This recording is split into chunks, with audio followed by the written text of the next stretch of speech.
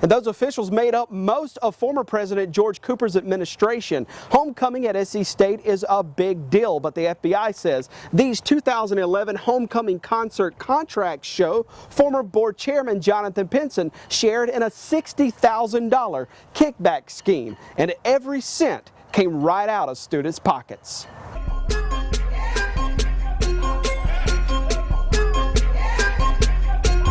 It's the biggest event South Carolina State University holds all year, but in 2011, this concert was a little different and a little pricey. These spending records show SC State's administration spent more than $350,000 on it.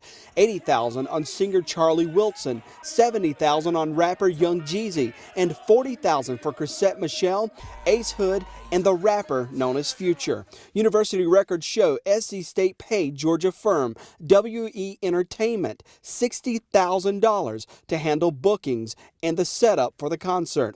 Student Activities President Donovan McDaniel says he was suspicious from the start. I used to blame myself for all of this because I was the president, and I used to just tell myself, like, if I asked another question, would this have happened? If I argued a little more, would that have came out, you know? And it's like we had a bad hand that was dealt to us.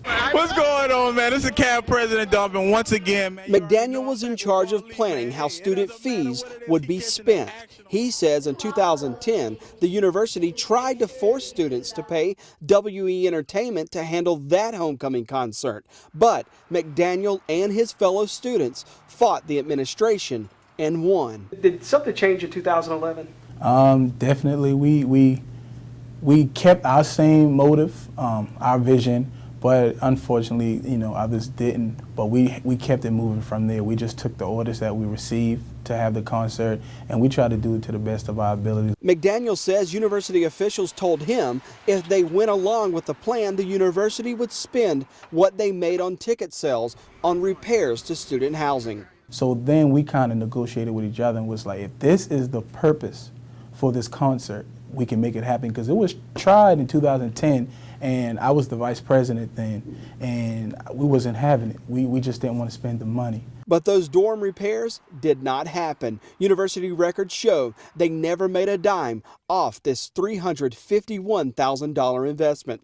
The reason the FBI thinks the administration forced WE Entertainment into the mix was because Chairman Jon Pinson was working behind the scenes to get his friend's entertainment firm the contract. According to Pinson's indictment, the feds wiretap recorded him working out a kickback if WE Entertainment got paid. We went to WE Entertainment founder Eric Robinson's Greenville home to question him about the contracts. You got a second to talk to you about this We Entertainment. I'm in the middle of something right now. Okay. Yeah. Could we come back and talk with you? No, you have to talk to my attorney. The feds charged Eric Robinson and Pinson with federal corruption charges. Prosecutors say Pinson and Robinson are business partners, and Pinson made sure Robinson got the homecoming contract. SC State cut the first check to WE Entertainment on August 2nd, 2011. A search of the firm's business filing shows that's the same day WE Entertainment was founded. On its first day in business, the firm landed a $60,000 contract with South Carolina State University. So what did WE Entertainment do? These contracts show the firm spent $351,000 on things like a stage here at the football field, lighting, food, plane rides, liquor, hotel rooms, all for the performers. And every cent came right out of student activity fees. The FBI, armed with wiretaps, indicted Pinson over the homecoming contracts. Charges that brought against him are false. He is innocent, and they're the result of a flawed investigation. And we look forward to exposing those flaws at the appropriate time in court. You say it's a flawed investigation. This is based off of wiretaps. Did the government make it up, you feel? We look forward to exposing the flaws in court. I feel real bad about the situation because it was a lot of money spent, and that money could go to so much more. McDaniel says when he got word about Pinson's indictment over the homecoming contracts. Mr. Pinson, anything you want to say to the students of SC State? he knew he could stop blaming himself for how it all turned out. I can say now that everything's coming out, I feel relieved because I know that it was beyond me, that I supported my colleagues and they supported me, and we tried to do everything in the best benefit of the student.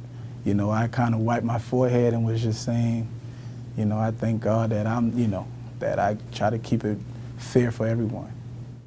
Well, again, the FBI says Jonathan Pinson collected a kickback on this homecoming concert, but the indictment does not give a dollar amount. Coming up tomorrow in part 3 of our investigative series, we take a closer look at what other university officials' names popped up in these contracts and spending records. From South Carolina State University, Jody Barr, WIS News 10.